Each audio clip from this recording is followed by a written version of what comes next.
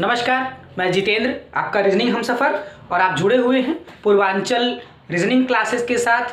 और आज दशहरा की हार्दिक शुभकामनाएं आप सभी को। और आज के क्लास में असमानता, इनइक्वालिटी, एक नया पार्ट जो है कि हम लोग पढ़ने जा रहे हैं।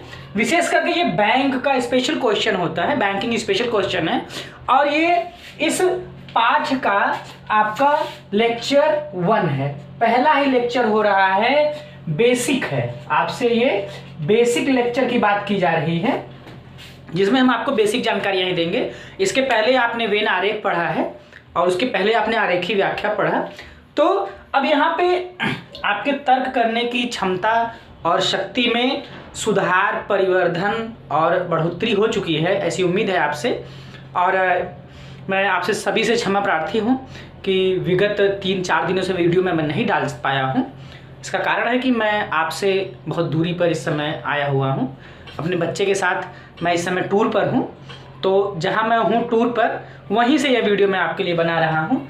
बस ये ऐसा लग रहा है कि आपसे न जुड़ने की वजह से कुछ छूट रहा है, तो मैं वापस आया हूँ एक मतलब कि टेम्परेरी व्यवस्था के साथ। अरेंजमेंट मैंने कल 2 दिनों में किया है और आज आपके साथ जुड़ा हूँ। इस पाठ में हम लोग नया जो है, ये असमानता नया चैप्टर है, और बैंक में स्पेशली पूछा गया है। और ख़ास करके जब भी ये सवाल पूछा गया है तो 5 नंबर के लिए पूछा गया है।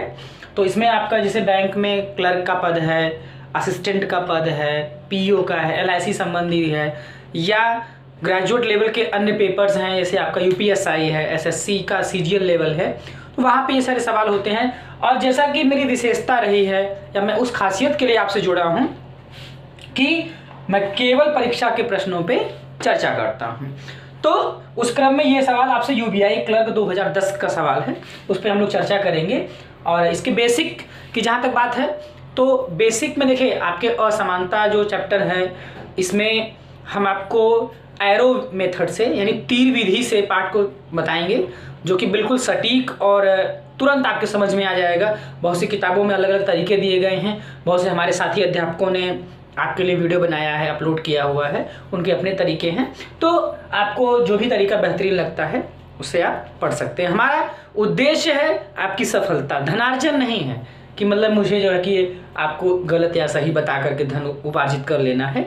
चूँकि मैं आपको पहले ही बता चुका हूँ, मैं सरकारी सेवा में सेवारत हूँ, एक अध्यापक हूँ, और यह मेरा चैनल जो है पूर्वांचल रीजनिंग क्लासेस मात्र एक सेवा भाव से आपसे जुड़ने का एक माध्यम है, और कहीं पर भी इसके सब्सक्रिप्शन का कोई चार्ज, कोई पेमेंट आपको नहीं देना है।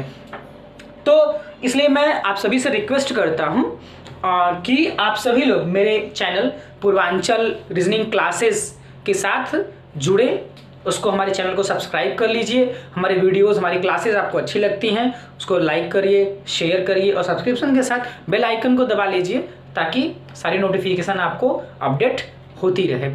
थोड़ा सा मुझे यहाँ पे ऑड लग रहा है, क्योंकि मेरी लोकेशन जो है कि वो चेंज हो गई है, और लेकिन मैं आपको बेहतरीन तरीके से भी समझाता हूँ पाठ को। तो हम लोग आते हैं चैप्टर पे। इनइक्वालिटी जो है, असमानता है। इसमें देखिए आप सवाल जो होता है, ये ग्रुप का सवाल होता है, 5 नंबर के लिए सवाल होता है जब भी पूछा गया है। लेकिन यह कथन और निष्कर्ष जो आप पढ़ेंगे अभी आगे भी, और यहीं से मान लीजिए ये शुरुआत भी है, इस तरह से कह सकते हैं। वेन आरेख से आपने तर्क लिया, और उसके बाद आप वेन आरेख का आपने अभ्यास भी किया, तो उस तर्क को, उस चीज़ को यहाँ पे थोड़ा बहुत यूटिलाइज करना है। बाकी ये चैप्टर जो है अपने आप में नए सिरे से है, इसका पिछले पाठों से कोई लेना देना नहीं है। हाँ, इतना लेना देना जरूर है कि अब मैं यह उम्मीद करता हूँ आपका बौद्धिक स्तर, तर्क शक्ति, क्षमता जो है अब पहले से बढ़ गई है, परिवर्धित हो गई है, बढ़ चुकी है। तो उस उम्मीद से मैं आपसे जुड़ा हुआ हूँ। तो चलते हैं हम लोग सवालों पे, या अपने पाठ पे, टॉपिक पे। देखिए जो असमानता चैप्टर है ये आपका, इसमें आपके जो सवाल होते हैं, इसमें सिंबल्स का यूज़ किया जाता है, और कंपैरिजन होता है। इनइक्वालिटी मतलब क्या, इक्वलिटी शब्द से बना है, समानता, और इन लगा के उसका ऑपोजिट बना दिया गया है, असमानता। तो इसमें जो आपके मैथमेटिकल ऑपरेशंस के सिंबल होते हैं, छोटे का निशान बड़े का निशान बराबर का होता है ना, तो उसकी चर्चा होगी आपसे।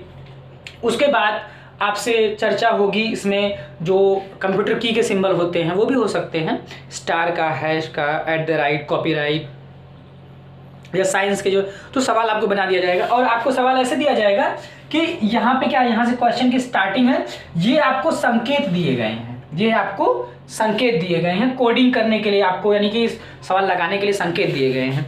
और यहाँ पे आंसर देने के लिए भी मोड आपको बताया जाएगा कि जैसा मैं आपको भी पढ़ के बताऊंगा। और उसके बाद यहाँ संबंधित आपसे सवाल नीचे चर्चा में आएंगे। तो सबसे पहले जो है ना, ये जो चीजें लिखी गई हैं इसमें देखिए नहीं शब्द आया है, नहीं, नहीं, न तो, नहीं, न तो, नहीं, है ना, ये सब चीजें आई हैं। तो ये दो तरह के से सवाल होते हैं, इसमें एक पॉजिटिव वाला होता है, एक निगेटिव वाला होता है। तो पॉजिटिव वाले में तो बात सीधे सीधे कह दी जाती है कि भी ए बी से बड़ा है, बात खत्म हो गई वहीं पे। उसके बाद देखिए 3 बातें होती हैं कि कोई चीज कंपेयर करने पर बराबर हो सकती है, छोटी हो सकती है या बड़ी हो सकती है, 3 बातें होती है, ठीक है। तो अब आप परिचित भी हैं कि हमारे जो सिंबल्स होते हैं वो किस तरह के होते हैं। तो इतना ध्यान रखिएगा, देसी भाव में, देसी शब्दावली में कहा जाए कि चिड़िया का चोंच जो होता है जिधर खुला रहता है वो क्या होता है, आपका बड़ा होता है। और चिड़िया का चोंच बंद है, अगर बंद है तो वो जिधर नोक रहती है या बंद रहता है वो छोटा होता है। तो हम लोग यहाँ सवालों में आएंगे, अभी सवाल के माध्यम से हम आपसे चर्चा करते हैं। उसके पहले आप ये समझ लीजिए इसको यहाँ पर कि ये जो दिया गया है इसका पर्याय क्या है, इसका मतलब क्या है, इसकी कोडिंग आपको करनी पड़ती है। यानी ये इस तरह से लाइन में दे दिए जाएंगे, ये लिखा इस तरह से है कि P%Q, इस एरो का मतलब है, का अर्थ है P Q से छोटा नहीं है। अब देखिए अगर ये हम कहते कि छोटा है तो बात वहीं खत्म हो जाती कि भाई छोटा है तो छोटा है, हो गया। उसके बाद दोनों जो संभावनाएं हैं बड़े या बराबर होने की वो खत्म हो जाती हैं। ये भी आप समझिएगा कि जो चीज़ निश्चित हो जाती है, जो चीज़ निश्चित हो जाती है उसमें संभावनाएं खत्म हो जाती हैं, और जो चीज़ संभावित रहती है उसमें किसी भी प्रकार का निश्चय जो है कि आप या निश्चित कंक्लूजन, निष्कर्ष नहीं निकाल पाएंगे। तो यहाँ जो दिया गया है नकारात्मक, एक चीज के बारे में नकारात्मक बोला गया है, बाकी 2 चीजें आपके पास सकारात्मक आएंगी। इसका अल्टरनेट जो है यानी अपोजिट तर्क करने पर, P Q से छोटा नहीं है, ठीक है, लेकिन अभी 2 शर्तें हैं, बड़ा भी हो सकता है और वो बराबर भी हो सकता है। तो आपको यहाँ 2 शर्तें बाकी हैं, उनको भी ध्यान रखना है। ऐसे ही यहाँ देखिए P Q से बड़ा नहीं है, इसका मतलब क्या है, बराबर भी हो सकता है और छोटा भी हो सकता है। अब ये डायरेक्ट आप नहीं बोल सकते हैं कि बड़ा नहीं है तो छोटा है, ऐसा नहीं है, बराबर भी तो हो सकता है। तो इसमें तर्क के आधार पर पहले इनकी हम लोग क्या करेंगे, कोडिंग कर लेते हैं, ठीक है। देखिए जैसे पहले में करेंगे P%Q, का अर्थ है P Q से छोटा नहीं है। इसका मतलब ये हो गया कि P जो है वो Q से बड़ा है। इधर चोंच खुला ना, इधर जिधर मुंह खुला रहेगा या जिधर नोक रहेगी वो छोटा रहेगा, तो नोक की तरफ ये छोटा हो गया आपका, अब P जो है कि आपका बड़ा हो गया। तो एक संभावना ये आई कि P जो है Q से छोटा नहीं है, यानी कि P जो है वो Q से छोटा नहीं है, इसका मतलब है कि वो P जो है वो Q से बड़ा भी हो सकता है, साथ ही साथ बराबर भी हो सकता है। ध्यान दीजिएगा, ये जो सिंबल है आपका ये बड़े का है, ये वाला सिंबल आपका छोटे का है और ये वाला बराबर का है। अगर इसी में बड़ा और बराबर लगा देंगे तो बड़ा भी हो सकता है और बराबर भी हो सकता है, और उसके बाद छोटा है, इसी में बराबर लगा देंगे तो छोटा भी हो सकता है और बराबर भी हो सकता है। तो ये जो है कि सिंबल आपको महत्वपूर्ण दृष्टि से ध्यान रखना है। दूसरे में आप आ जाइए P#Q, P Q से बड़ा नहीं है। अब बड़ा नहीं है इसका मतलब क्या है, जो P है वो Q से बड़ा नहीं है, P जो है वो Q से छोटा हो गया, जिधर नोक है वो छोटा हो गया आपका, बराबर भी तो हो सकता है, इसका मतलब तो ये भी निकला। फिर P$Q, P न तो Q से छोटा है और न बराबर है, दोनों देखिए 3 शर्तें मैंने बताया आपको, छोटा, बड़ा और बराबर। तो 2 शर्तें यहाँ मना कर दी गई कि P जो है न तो Q से छोटा है और न बराबर है। तो न छोटा है न बराबर है, इसका मतलब क्या है, बड़ा है। क्या है वो, बड़ा है। P बड़ा है Q से। क्लियर? अच्छा, उसके बाद है P स्टार Q। P न तो Q से बड़ा है और न बराबर है, न बड़ा है न बराबर है। इसका मतलब क्या है? वह क्या है? उससे छोटा है। क्या है? छोटा। इसको लिखिए P Q से छोटा हो गया। क्लियर? देखिए ये निष्कर्ष जो है ना, ये हमारे इस जो लाइंस दी गई हैं इनको पढ़ने के बाद ये हमें खुद ही डिकोड करना है। ऐसा नहीं है कि ये दिया रहेगा, जो दिया रहेगा वो शब्दों के माध्यम से इस तरह दिया रहेगा सटीक। ठीक है? तो उसको हमें क्या करना होता है? इसको डिकोड करना पड़ता है। फिर P डेल्टा Q। P न तो Q से बड़ा है न ही छोटा है। जैसे हम कहें न हम आपसे बड़े हैं न हम आपसे छोटे हैं, तो मतलब क्या निकला? बराबरी का निकला ना। तो क्या हो जाएगा आपका ये P बराबर Q। P और Q दोनों बराबर हो जाएंगे। तो ये इतनी 5 लाइनें आपको पेपर में एग्जाम में दी रहेंगी।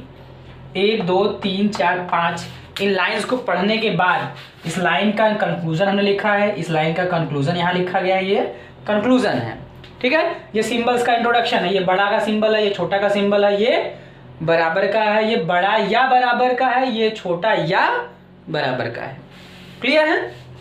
अच्छा, उसके बाद इसमें आंसर देने के लिए भी इस तरह की लाइंस लिखी रहती हैं, जिसको मैं पढ़ के बताता हूं आपको, साथ ही साथ उसका आंसर की जो है उसको मैं बता दे रहा हूं, उसको नोट कर दे रहा हूं। तो इसमें जैसे देखिए यार, मैं आपको पढ़ के बता रहा हूं कि यदि निष्कर्ष एक सत्य है, यदि केवल निष्कर्ष एक सत्य है, तो आपको क्या चुनना है? एक चुनना है। यानी केवल पहला निष्कर्ष अगर सत्य है तो आपको एक चुनना है। फिर केवल निष्कर्ष 2 सत्य है तो 2 चुनना है। अब केवल 2 सत्य है तो 2 चुनना है। यानी कि इसमें 2 आपको कथन 3 या 4 दे दिए जाते हैं, उसके बाद निष्कर्ष रहते हैं। फिलहाल जितना आपको बताया जा रहा है उस पर कंसंट्रेट करिए आप। यदि प्रथम निष्कर्ष सही है, केवल प्रथम, तो आपको एक जवाब देना है। केवल द्वितीय या दूसरा निष्कर्ष सही है तो आपको 2 आंसर देना है। तीसरे के लिए आपको दिया गया है यदि निष्कर्ष 1 या निष्कर्ष 2 सही है। निष्कर्ष 1 या 2 माने इसका मतलब क्या है? समझ रहे हैं? और वाला है ये, तो इसका मतलब ये हुआ कि या 1 सही होगा या 2। जब एक पहला सही होगा तो दूसरा गलत हो जाएगा और दूसरा सही होगा तो पहला गलत हो जाएगा। यानी यहाँ एक संभावनाएं वाली बात है, संभावना की बात है केवल। यहाँ पे आपको संभावना में जाना है और उसके बाद पहला सही होगा तो दूसरा गलत, दूसरा सही होगा तो पहला गलत हो जाएगा। क्लियर? उसके बाद तीसरा क्या है आपका कि चौथा, जब पहला और दूसरा गलत हो, यानी दोनों गलत हों, यदि निष्कर्ष 1 और 2 दोनों गलत हों तो 4 चुनना है। उसके बाद यदि निष्कर्ष 1 और 2 दोनों सही हैं तो आपको 5 चुनना है। क्योंकि बैंक में देखिए 5 विकल्प होते ही हैं आपके पास। क्लियर है? यहाँ तक मैं एक बार फिर से आपको बता दे रहा हूं कि उत्तर 1 चुने जब केवल निष्कर्ष 1 सही हो, पहला सही हो। उत्तर 2 चुने जब केवल निष्कर्ष 2 सही हो। उत्तर 3 चुने जब निष्कर्ष 1 अथवा 2 सही हो। उत्तर 4 चुने जब निष्कर्ष 1 और 2 दोनों गलत हों, यानी दोनों गलत हों। उत्तर 5 चुनिए जब निष्कर्ष 1 और 2 दोनों सही हों। क्लियर? माने ये भी निश्चित के लिए जब पहला सही है तो 1, दूसरा सही है तो 2, दोनों में जब कंफ्यूज हैं आप तो 3, और जब दोनों गलत हैं तो 4, और जब दोनों सही हैं तो 5। ये आपको चुनना है। क्लियर है यहाँ तक? चलिए अब हम लोग यहाँ से चलते हैं सवालों पे। और उसके पहले मैं आपको बता दूं कि मैं पिछले 4 दिनों से वीडियो नहीं डाल पाया हूँ, मैं इसके लिए क्षमा प्रार्थी हूँ। I apologise to all of you. और अब मैं प्रयास करूँगा कि क्लासेस आपकी रेगुलर बनी रहें। चूँकि मैं बाहर आ गया हूँ तो वीडियो थोड़ा सा इधर उधर हो सकता है, ऑड हो सकता है, बट मैंने अपना बेहतरीन प्रयास किया है। इसको बनाने के लिए मैंने काफ़ी मेहनत भी की है, यहाँ पे नया अरेंजमेंट भी किया है। इसलिए आई रिक्वेस्ट कि आप सभी लोग मेरे चैनल पूर्वांचल रीजनिंग क्लासेस को सब्सक्राइब जरूर कर लें और हमारे साथ जुड़ करके बैंकिंग की और यूपीएसआई की, एसएससी की, रेलवे की, आर्मी की जितनी भी रीजनिंग होती है उसकी अप टू डेट स्टडी आप करिए, और वो भी केवल एग्जाम स्पेशल क्वेश्चन के साथ। आगे चलते हैं हम लोग सवालों पे, जहां हम आपसे सवाल की प्रैक्टिस करते हैं। ओके,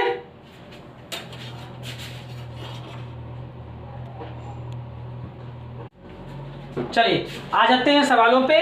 इतने निर्देशों के बाद, इतनी सारी चर्चाओं के बाद, अब यहाँ सब कुछ देखिए दिया रहेगा आपको, इतनी लाइंस दी गई हैं। उसके बाद यहाँ पे जो मैंने पढ़ के बताया आपको कि उत्तर 1 चुने यदि पहला निष्कर्ष सही है, या उत्तर 2 चुने जब केवल निष्कर्ष 2 सही है। ये सारे निर्देश आपको वर्डिंग्स में दिए रहेंगे, तो काफ़ी मिला के ना साइज में काफ़ी बड़ा सवाल होता है। और अगर आप इसको समझ लेते हैं, कर लेते हैं, और मैं आपको विश्वास दिलाता हूँ, आश्वस्त करता हूँ पूरी तरह से कि आप पढ़ने के बाद निश्चित तौर पे सभी प्रश्नों का हल सही कर पाएंगे। तो यहाँ देखिए ये कथन दिया गया है। एक पहला सवाल आपसे है, कथन ये दिया गया है जिसमें 3 कथन दिए गए हैं कोडित के माध्यम से, यानी जो ये बातें इतना शब्दों के माध्यम से समझाया गया है, लेकिन प्रश्न में बार बार आपको ये चीजें समझाई नहीं जाएंगी, केवल इसके माध्यम से आपसे डॉलर। देखिए इसमें तीसरी कंडीशन लागू हो रही है कि के न तो आर से छोटा है और न ही बराबर है। इसका मतलब क्या है, के जो है वो आर से बड़ा है। क्लियर। उसके बाद आर डेल्टा डब्लू, फिर इसमें देखिए 5वीं कंडीशन लागू हो रही है वाली, तो आर न तो डब्लू से बड़ा है और न ही छोटा है, यानी न बड़ा है न छोटा। इसका मतलब क्या हो गया, आर और डब्लू दोनों क्या है, बराबर हो गए। डब्लू हैश टी, देखिए ये है दूसरी कंडीशन, डब्लू टी से बड़ा नहीं है। इसका मतलब क्या है, डब्लू जो है वो टी से छोटा भी हो सकता है और बराबर भी हो सकता है। अब इसके आधार पर यहां निष्कर्ष निकाले गए हैं। निष्कर्ष में पहला निष्कर्ष आपको ये बता रहा है कि टी परसेंटेज आर, यानी टी जो है वो आर से बड़ा भी हो सकता है और बराबर भी हो सकता है। फर्स्ट कंडीशन अप्लाई हो रही है। फिर के डॉलर डब्लू, यानी के जो है वो डब्लू से बड़ा है, निश्चित वाला। क्लियर।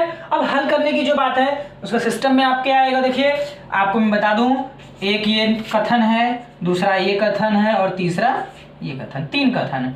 फर्स्टली आपको करना क्या है, इनको अपनी भाषा में, यानी कि निष्कर्ष के अकॉर्डिंग, ये आपने कंक्लूजन निकाला है ना, ठीक, इस कोड का मतलब आपने निकाला है यहाँ पे, है, तो उसमें पहले आपको कन्वर्ट करना होता है। देखिए के डॉलर का मतलब क्या है, के जो है वो आर से बड़ा है, ये निष्कर्ष निकला पहले का। दूसरे का है आर डेल्टा डब्लू, यानी आर और डब्लू दोनों बराबर हैं। फिर तीसरा है डब्लू हैश टी, यानी कि डब्लू आपका जो है वो टी से न तो बड़ा है, मतलब यानी कि न बड़ा है, मतलब बड़ा नहीं है, डब्लू टी से छोटा भी हो सकता है और बराबर भी हो सकता है। ऐसे ही निष्कर्षों का भी आपको कंक्लूजन निकालना पड़ेगा। अगर आप कंक्लूजन नहीं निकालेंगे तो बार बार आपको क्या करना पड़ेगा, ये लाइंस रीड करके उसका मतलब समझना पड़ेगा, बार बार आपको समझना होगा। ऐसे लिख दिया गया है, सीधी सी बात आ गई कि के आर से बड़ा है, आर और डब्लू दोनों बराबर हैं। डब्लू जो है वो टी के बराबर भी हो सकता है और उससे छोटा भी हो सकता है। इसका मतलब सीधे सीधे आपको समझ में आ जाएगा।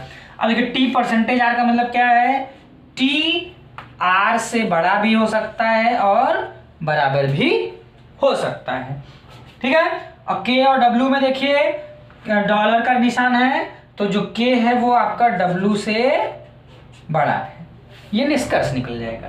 निष्कर्ष को आपको क्या करना है, ये डिकोडिंग हमको अपने से करनी है, अपनी सहूलियत के लिए, आपको आंसर देने के लिए।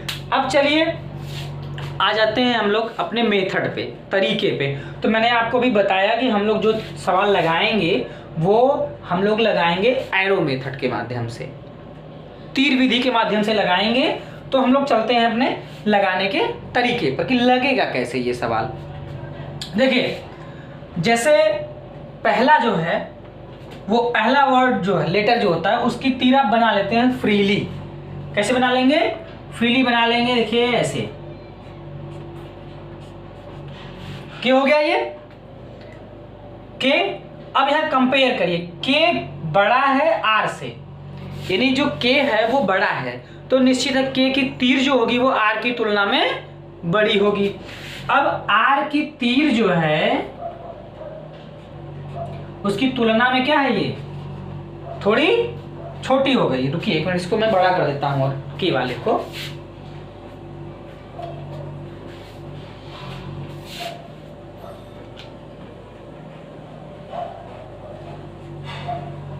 ठीक है। अब बड़ा लग रहा ना, बड़ा के बड़ा है, आर छोटा हो गया, इसका मतलब ये निकल गया आर और डब्लू दोनों बराबर हैं। देखिए ये जो निशान कट किया है मैंने, इसका मतलब है कि दोनों ही बराबर हैं। तो इसमें क्या रिलेशन होगा? देखिए ये तो आया कि के बड़ा है आर छोटा है, के ग्रेटर देन आर और आर इक्वल टू डब्लू। तो आर और डब्लू दोनों बराबर हैं, तो के के साथ डब्लू का क्या व्यवहार होगा कि जैसा व्यवहार के का आर के साथ है वैसा ही व्यवहार के का किसके साथ होगा? डब्लू के साथ होगा, क्योंकि ये दोनों क्या हैं? बराबर हैं। अब बराबर हैं इसका मतलब क्या होगा कि के जो है वो डब्लू से बड़ा है, नहीं आर से बड़ा है तो डब्लू से भी बड़ा हो जाएगा। डब्लू जो है वो टी से बराबर भी हो सकता है। देखिए डब्लू टी के बराबर भी हो सकता है और टी से छोटा भी हो सकता है। इसका मतलब टी क्या है? बड़ा है, इससे बड़ा भी हो सकता है। क्लियर? तो ये W और T में क्या रिलेशन है कि T जो है W के बराबर भी हो सकता है, T W से बड़ा भी हो सकता है। तो K जो है वो W से बड़ा हो गया। तो एक बार की अगर बराबर को लेके चलेंगे, आप मान के चलेंगे, तो K जो है वो T से भी बड़ा हो सकता है। साथ ही साथ अगर T जो है W से बड़ा है और K भी W से बड़ा है, तो दोनों में K और T में कौन बड़ा है ये निर्धारित आप नहीं कर सकते, क्योंकि जब तक इसमें एक वर्ड हमेशा याद रखिएगा, कितना, यानी हाउ मच, क्वांटिटी। ठीक है, K जो है W से बड़ा है, T भी W से बड़ा है, लेकिन कौन कितना बड़ा है ये निर्धारित नहीं किया गया। तो इसका फिगर यहाँ तक ऊपर तक भी बन सकता है, यहाँ तक भी बन सकता है, या इससे कम भी बन सकता है। K का फिगर और ऊपर भी जा सकता है। तो K और T में क्या संबंध है वो सटीक यानी कि निश्चित होकर आप नहीं बता सकते हैं। अब आ जाते हैं हम लोग निष्कर्ष पर कि हमारा निष्कर्ष क्या बोल रहा है। निष्कर्ष हमारा ये कह रहा है कि T% R यानी T जो है R से बड़ा भी हो सकता है और उसके बराबर हो सकता है। तो इसका मतलब तो यही है भाई, इसका मतलब क्या है कि T बड़ा है और बराबर भी हो सकता है W के। यही है ना, W छोटा है, यहाँ भी W छोटा है। इस निशान को हमने उल्टा तो पूरा इक्वेशन हमने उलट दिया है इसको। तो और यहाँ ये कंडीशन ये कह रही है कि R और W दोनों बराबर हैं। तो जैसा व्यवहार W का T के साथ है वैसा ही व्यवहार R के साथ भी T का होगा। तो यहाँ पे क्या होगा, T बड़ा भी हो सकता है, R से बड़ा हो सकता है ना, बड़ा हो सकता है और उसके बराबर भी हो सकता है। तो पहला विकल्प आपका हो गया सही। निष्कर्ष, विकल्प नहीं, पहला निष्कर्ष आपका हो गया सही। और उसके बाद दूसरा देखिए क्या कह रहा है, $K K जो है वो W से बड़ा है ना भी, K जो है वो R से बड़ा है और ये दोनों बराबर है। तो जब इनसे बड़ा है तो इनसे भी बड़ा हो जाएगा और निश्चित ये बात है। तो दूसरा वाला भी हमारा निष्कर्ष सही है। अब देखिए दोनों निष्कर्ष सही हैं। यहां आप आंसर की पे आइए। आपको देना क्या है कि यदि एक सही, केवल पहला सही है तो एक, केवल दूसरा सही है तो दो, दोनों कंफ्यूजन में है, या तो पहला सही है या तो दूसरा सही है तो तीन, और पहला दूसरा दोनों गलत है तो चार, पहला दूसरा दोनों सही है तो पांच। देखिए पहला दूसरा दोनों सही है तो इसमें क्या होगा, पहले क्वेश्चन में आपको चुनना क्या होगा, विकल्प नंबर 5 चुनना होगा। समझ गए हैं यहां तक? चलिए देखिए धीरे धीरे करके इसकी प्रैक्टिस आपको करनी है। इसकी क्लासेस कई दिन चलने वाली है, ठीक है, ऐसा नहीं कि वीडियो में खत्म हो जाएगा। और ढेर सारे एग्जाम में आए हुए सवालों की प्रैक्टिस भी आपको करना है। तो इसी पर आधारित हम लोग एक प्रश्न हल किए हैं, अभी इस पर आधारित और प्रश्न भी बाकी हैं। उसके बाद हम लोग चलते हैं अगले प्रश्न पर। चूंकि यहाँ दोनों निष्कर्ष मेरे सही हो गए थे तो हमने आंसर की में देखा कि जब दोनों सही हैं तो हमें 5 चुनना होता है, तो हमने 5 यहाँ चुन लिया है। और OMR में जब ब्लैक करने की यानी काला करने की, मार्क करने की बात आएगी तो हम 5वें विकल्प को काला कर देंगे उसमें। क्लियर? चलिए क्वेश्चन नंबर 2 पे।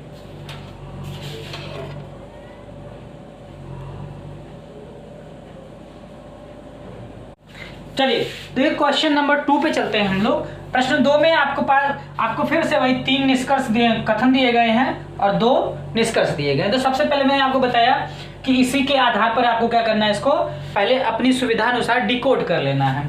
इसको डिकोड करेंगे अगर आप तो H परसेंटेज, पहली कंडीशन के according H greater than equal to R, ये हो जाएगा। दूसरा आप अगर डिकोड करेंगे तो R हैश, हैश का मतलब क्या है, R जो है वो less than equal to K। फिर तीसरा जो है आपका $B, इसका मतलब क्या है, K जो है वो B से बड़ा है। ये कर लेंगे डिकोड आप। फिर निष्कर्षों को भी आपको डिकोड करना पड़ता है। क्या करेंगे, स्टार दिया गया, देखिए तो स्टार का मतलब है चौथी कंडीशन, तो B Q से छोटा। फिर पांचवा देखिए आप, डॉलर दिया गया है, इसका मतलब क्या है, K H से बड़ा है। हो गया ये। अब हम लोग चलते हैं, ये डिकोडिंग आपको कर लेना है, कथन की भी डिकोडिंग और निष्कर्षों की भी डिकोडिंग करने के बाद अब हम चलते हैं अपने मेथड पे, एरो मेथड पे तीर बना करके हम क्या करेंगे, कंपैरिजन करेंगे, तुलना करेंगे। देखिए H का सबसे पहला जो नाम होता है उसकी एरो जो है कि आप बना लेते हैं ऐसे, H की एरो हो गई है।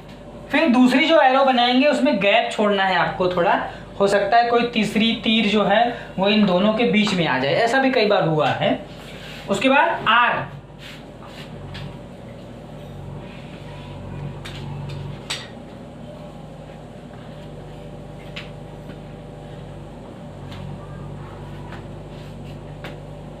ठीक है।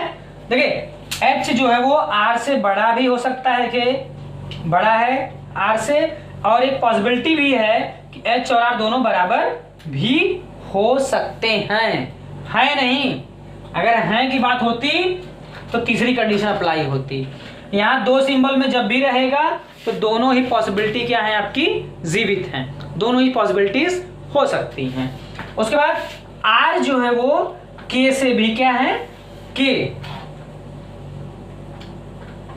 R K से छोटा है, यानी K जो होगा वो R से बड़ा होगा या बराबर भी हो सकता है।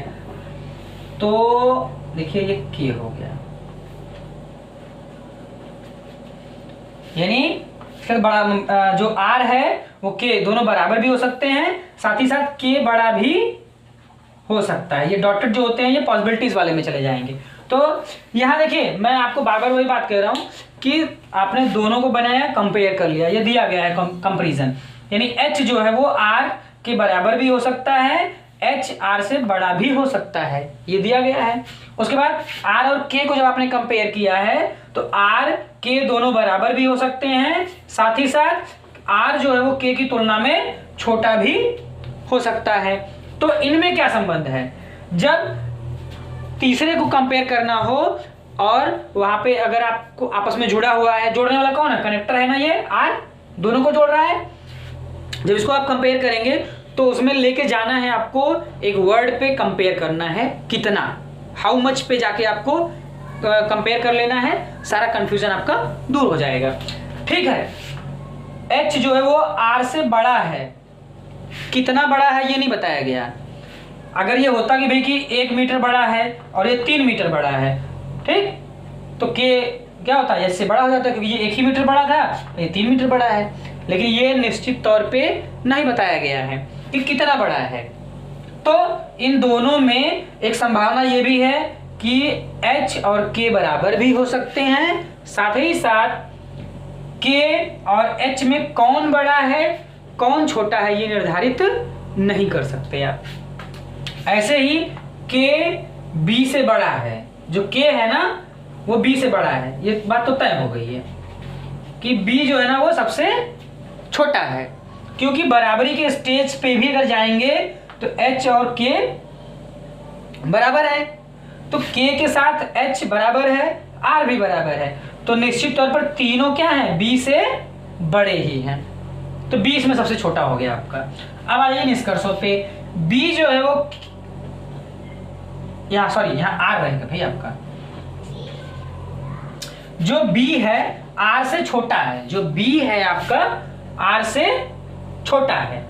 देखिए एक पॉसिबिलिटी ये दी गई है कि ये दोनों या तो बराबर होंगे या k आपका बड़ा हो जाएगा, r उससे छोटा है, तो k से छोटा r भी हो सकता है और k से छोटा b है।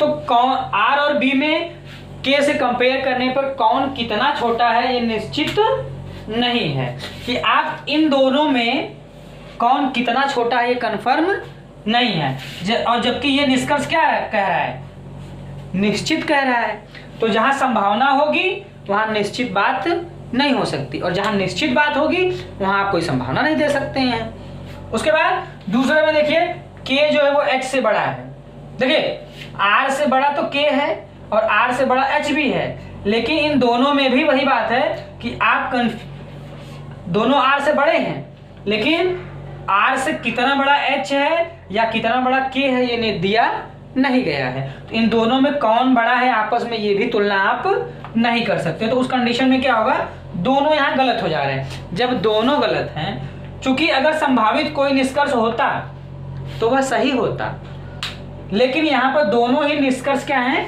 निश्चित दिए गए हैं, जबकि यहाँ बातें संभावित आ रही हैं कि भाई बड़ा तो है लेकिन कितना बड़ा है ये आप नहीं कह पाएंगे।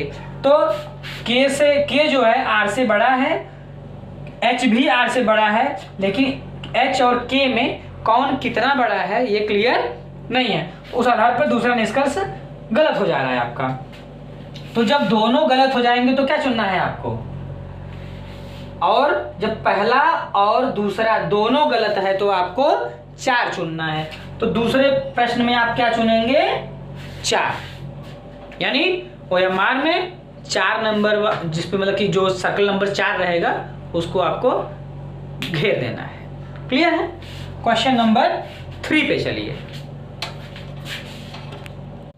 देखिए क्वेश्चन नंबर 3 पे चलिए आप। कथन आपको है, पहला कथन है बी डेल्टा वी और v परसेंटेज m और m डॉलर j है ना। इसमें सबसे पहले क्या करना है आपको, इसका डिकोडिंग है, आपको डिकोड कर लेना है कि इसका क्या मतलब है। डेल्टा का मतलब क्या है, b बराबर v, b और v दोनों बराबर हैं, और उसके बाद दूसरे में क्या है, v परसेंटेज, यानी कि v जो है वो p से बड़ा भी हो सकता है और बराबर भी हो सकता है।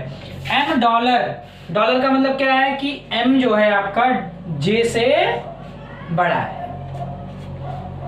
क्लियर यहां तक। अच्छा, उसके बाद निष्कर्ष का भी आपको निकाल लेना है, कंक्लूजन कि भी इसको डिकोड कर लेना है आपको। तो j स्टार, देखिए ये है j लेस देन v और m हैश b, तो m जो है आपका वो less than equal to b, ये डिकोडिंग इसकी हो गई। उसके बाद आपको करना क्या है, अपने लगाने के तरीके पे आ जाना है। लगाने के तरीके पे आप आएंगे तो एरो बनाएंगे, पहले आप किसका बनाएंगे, इसका बनाएंगे कि ये हो गया आपका B और ये हो गया आपका V, और दोनों ही B और V दोनों ही बराबर हैं। ठीक है, इसमें कोई संभावना या कोई अनिश्चितता की बात नहीं है, निश्चित हो गया कि B और V बराबर हैं। तो कोई भी है जो B के साथ व्यवहार होगा वही V के साथ भी होगा। क्लियर? अच्छा, V जो है वो बड़ा है या बराबर है P के? ये देखिए, तो V बड़ा है ना, V बड़ा भी हो गया और उसको बराबर भी होने की संभावनाएं हैं, तो इसको डॉटेड करके यहां भी कर सकते हैं। तो B जो है वो P से भी वही व्यवहार होगा जो V के साथ है। तो B और P बराबर भी हो सकते हैं और B जो है कि वो P से बड़ा भी हो सकता है। देखिए, जब इस तरह का आए हो सकता है में क्या होता है, जब दोनों ही बातें आपको सपोर्ट करें कि नहीं ये है, तभी आप निश्चित होंगे। उसके बाद M और J में देखिए, V और M है भाई, यहां जब भी तो हम कह रहे हैं M, ये M है आपका। ठीक है, तो M के साथ वही व्यवहार है। उसके बाद M और J में देखिए, M बड़ा है J से, तो ये हो गया आपका J। तो V से छोटा है M और M से छोटा है J, तो B से भी छोटा हो जाएगा M और B से छोटा हो जाएगा J। अब आते हैं निष्कर्षों पे। J छोटा है V से, देखिए J छोटा है, अगर इस V जो है M से बड़ा है और M जो है वो J से बड़ा है, यानी सबसे बड़ा कौन है? V है आपका। ये कह रहे हैं कि V बड़ा है और J छोटा है, सही बात है ये? क्लियर? उसके बाद M B से क्या हो सकता है? बराबर भी हो सकता है, साथ ही साथ B जो है कि वो बड़ा भी हो सकता है। ये इसी की बात है, ये जो आपको ये दिया गया ना दूसरी नंबर की शर्त, इस पे क्या करना है? B और V दोनों बराबर हैं, तो जो यहां पे आप इसको ऐसे भी तो कह सकते हैं भाई, जैसा व्यवहार B के साथ वैसा व्यवहार V के साथ, दोनों का एक जैसा होगा, ये दोनों बराबर हैं, तो क्या होगा यहाँ दूसरा वाला भी सही हो जाएगा। इसको किया क्या गया है कि आप इसी बात को उलट के लिख दिया गया है, यहाँ पर B बड़ा है बराबर है M के, ये दोनों ही बातें एक ही हैं। तो यानी अब जब B जो है M से बड़ा भी हो सकता है और उसके बराबर भी हो सकता है, चूंकि V और B दोनों बराबर हैं, तो जैसा V के साथ यहाँ व्यवहार दिया गया है कथन में ही, वैसा ही व्यवहार निष्कर्ष में B से पूछा जा रहा है। तो जब दोनों बराबर हैं तो उनके साथ किया गया व्यवहार भी बराबर होगा, तो दोनों यहाँ सही हो जा रहा है। जब दोनों सही हो जाएगा तो आंसर की में यहाँ दिया गया है, आपको क्या करेंगे आप? जब दोनों सही है तो 5 चुनना है, तो आप चुनेंगे क्या यहाँ पर? 5। चलिए आ जाते हैं क्वेश्चन नंबर 4 पे। देखिए क्वेश्चन नंबर 4 में आप देखिए, आपको दिया जा रहा है कि कथन D#R डेल्टा M $B। सबसे पहला काम इसको अपनी सुविधानुसार डिकोड करना है। तो D#, देखिए ये है ना दूसरी कंडीशन, तो D < R हो गया। ये R डेल्टा M है, ये R और M आपके दोनों क्या हैं? वो बराबर हैं। तो D का व्यवहार जो R के साथ होगा वही व्यवहार D का M से भी होगा, क्योंकि दोनों बराबर हैं ये। तो हम कह सकते हैं कि D < M भी कह सकते हैं। तीसरा आपको दिया गया है $B, तो M जो है आपका वो B से बड़ा है। ये देखिए ये निश्चित है, दोनों बातें, दोनों ही कथन क्या है? ये निश्चित है। ये आपका दो मिला के संभावित दिया गया कि ये भी बात हो सकती है और ये भी बात हो सकती है, तो यह अनिश्चित वाला है। ऐसे ही निष्कर्ष को भी आप डिकोड करेंगे। देखिए डेल्टा है तो m और d दोनों बराबर हैं। उसके बाद m डॉलर यानी m ग्रेटर देन d। निष्कर्ष देखिए यहां पे मैं आपको बता दूं कि कथन आपका एक संभावित है और निष्कर्ष दोनों क्या हैं, वो निश्चित दिए गए हैं। अब आ जाते हैं डिकोडिंग करने के बाद मेथड पे, जहां हम एरो से कंपेयर करेंगे। इसको करिए। सबसे पहली एरो जो होगी वो आपकी बनेगी डी की, डी और आर, तो डी लेस देन आर या इक्वल टू, तो पहले आप बना लेंगे आर को। एक पॉसिबिलिटी ये है कि दोनों क्या है, ये बराबर हैं। साथ ही साथ दूसरी पॉसिबिलिटी ये है कि आर जो है वो डी से बड़ा भी हो सकता है। आर और एम बड़े हैं और बराबर है, आर और एम बराबर हैं, तो क्या होगा, ये एम का तीर बनेगा आर के साथ।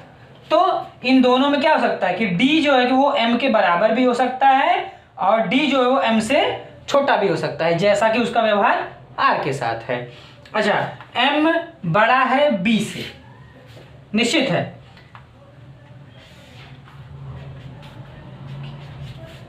एम जो है वो बी से बड़ा है, यानी बी जो है वो आर से भी छोटा हो गया। भाई एम से छोटा है तो आर से भी छोटा हो गया। डी और बी में देखिए क्या रिलेशन है। एक संभावना कि डी जो है वो एम से छोटा भी हो सकता है, बराबर भी हो सकता है। अगर बराबर मान लिया तो भाई बात खत्म हो गई, तब तो बी से क्या हो गया उसका तुलना, बी के डी से बड़ा ही हो जाएगा। ये बराबर अगर मान के चलेंगे तो डी जो है कि बड़ा हो जाएगा, बी छोटा हो जाएगा। लेकिन एक दूसरी संभावना यह भी है कि डी एम से छोटा है, यानी डी छोटा है इसमें, एम बड़ा है, क्योंकि आर और एम बराबर हैं। अब देखिए एम और डी बराबर हैं, निश्चित कह रहा है, जबकि अगर ये पहली बात सही होती है, ठीक है, बराबर है, मैंने मान लिया बराबर है, तो क्या होगा, एम बड़ा हो जाएगा उससे, डी से नहीं। जब यहां बराबर हो गया तो उसके बड़े या छोटे होने की दोनों ही बातें क्या हो जाएंगी, गलत हो जाएंगी।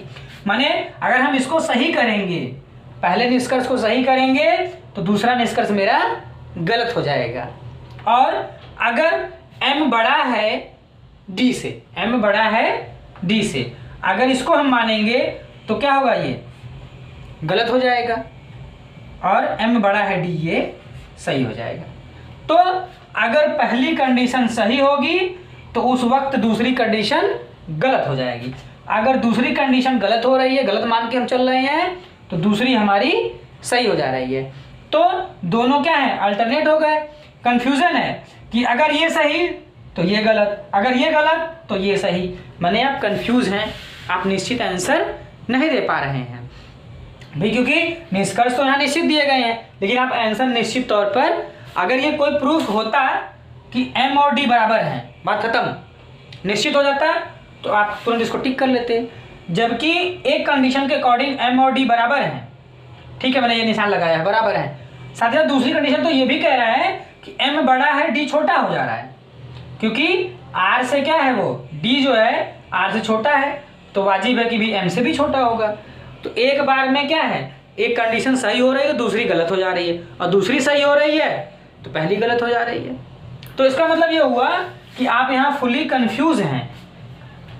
फुली कंफ्यूज के लिए क्या है आपको, कि या पहला सही है या दूसरा सही है, माने पहला सही हुआ तो दूसरा गलत, और दूसरा सही हुआ तो पहला गलत हो जाएगा। तो उस हिसाब से आप कंफ्यूज हैं, आप निश्चित नहीं हो पा रहे हैं या पहला सही है या दूसरा सही है, आप कंफ्यूज हो गए हैं। तो जब कंफ्यूज हो जाएंगे तो 3 चुनना है, बाकी ये चारों में श्योर हैं आप, 1 2 4 5 में श्योर हैं।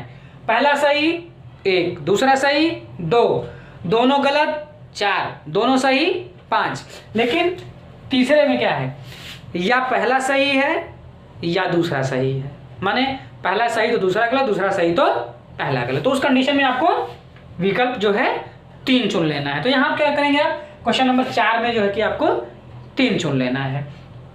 चलिए आगे चलते हैं क्वेश्चन नंबर 5 पे।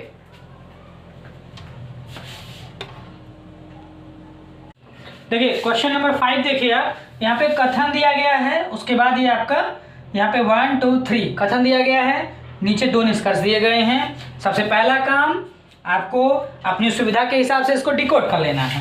तो K स्टार T, देखिए K लेस देन T हो गया ये। फिर है T डॉलर M, तो T क्या है, वो M से बड़ा है, यही है ना। T डॉलर M का मतलब T जो है कि M से बड़ा है। उसके बाद तीसरा जो है वो आपका M डेल्टा T, तो M और T दोनों क्या हो गए, आपके बराबर हो गए। अब डिस्कस में चलेंगे तो J आपका क्या है, J लेस देन K और J लेस देन T। अब मेथड पे आ जाएंगे जहां हम कंपेयर करके इसको लगा के समझेंगे, देखेंगे। तो क्या होगा हमारा कि सबसे पहली तीर हम बना लेते हैं फ्रीली K, फिर K छोटा है T से, तो निश्चित तौर पर T बड़ा हो गया, T बड़ा है M से, हो गया। अब यहां देखिए K छोटा है T से और M भी छोटा है T से, यानी T से दोनों K और M दोनों छोटे हैं, लेकिन इन दोनों का आपस में क्या रिलेशन है आप ये नहीं बता सकते कि T से कितना छोटा M है या T से कितना छोटा K है। अगर ये होता कि भी जो K है वो T से 1 मीटर छोटा है और M जो है वो T से 1 मीटर छोटा है, दोनों 1 मीटर छोटे रहते तो दोनों आपस में बराबर हो जाते। अगर ये रहता कि T जो है कि K जो है वो T से 1 मीटर छोटा है और M जो है कि उससे 1.5 मीटर छोटा है, तो क्या होता है, K बड़ा हो जाता है। लेकिन K और M में पक्का क्या रिलेशन है ये कंफर्म आप नहीं है। M और T दोनों बराबर हैं। देखिए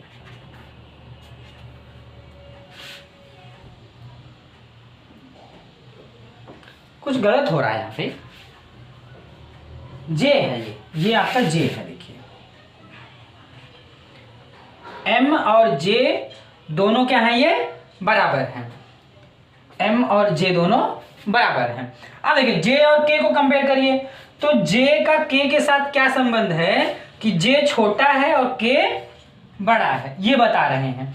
जबकि आप कंफ्यूज हैं कि भाई K और M में कौन बड़ा है, ये कंफ्यूज है आप, और दोनों बराबर हैं ये M और J, तो वही बात क्या होगी, J और K में कौन छोटा है कौन बड़ा है ये निश्चित आप नहीं कर सकते। तो पहला आपका हो जाएगा गलत। J और T में देखिए ये बड़ा है, ठीक, T बड़ा है ना, T जो क्या है वो M से बड़ा है, दोनों बराबर है, तो जैसा व्यवहार M के साथ T का है उसी तरह से J के साथ भी हो जाएगा। तो क्या होगा, J जो है कि छोटा हो जाएगा, T बड़ा हो जाएगा। इसमें आपको पहला सही हो रहा है। और ठीक दूसरे के बारे में आप क्या कहना चाहेंगे, आप निश्चित नहीं है कि भी जो T से छोटा तो ये है और T से छोटा ये भी है, ये दोनों बराबर हो गए, लेकिन कौन कितना छोटा है निश्चित आप नहीं कर सकते हैं। तो आपका क्या हो जाएगा, यहाँ पे पहला आंसर हो जाएगा। क्लियर। चलिए आज की वीडियो में इतना ही। आगे इसी तरह से हम आपको अगली क्लास में और भी सवालों के साथ प्रैक्टिस में मिलेंगे। तब तक के लिए नमस्कार और पढ़ते रहिए, जुटे रहिए। महत्वपूर्ण सूचना ये कि यूपीएसआई जो भी अक्टूबर में संभावित था, अब तो इसको मान लीजिए कि अक्टूबर में नहीं होना है, लेकिन इसकी डेट संभावना है कि इसी हफ्ते में, इसी सप्ताह में आप घोषित कर दी जाएगी। तो ज़्यादा पॉसिबिलिटी है दिवाली के बाद जाने की, लेकिन आप उसी एनर्जी और उसी मेहनत से जुटे रहिए। परीक्षा किसी भी समय हो आप हमेशा तत्पर रहिए। और यूपी टेट का फॉर्म ऑनलाइन हो रहा है, उसमें जो भी योग्य अभ्यर्थी हमारे साथी हैं वो आवेदन कर दें अपना। धन्यवाद।